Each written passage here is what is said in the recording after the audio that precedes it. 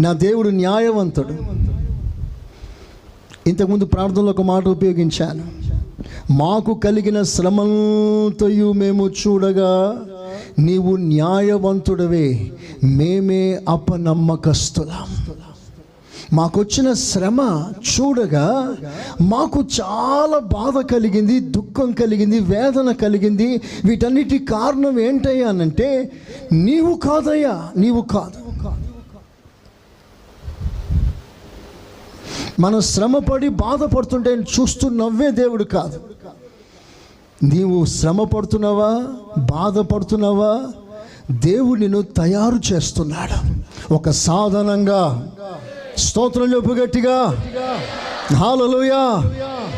దేవుని రాజ్యం కొరకు ఏదో ఒకటి చేయాలనే మంట కొంతమందిలో ఉంటుందే, ఆ మంట కలిగిన వారికే ఈ పాఠం.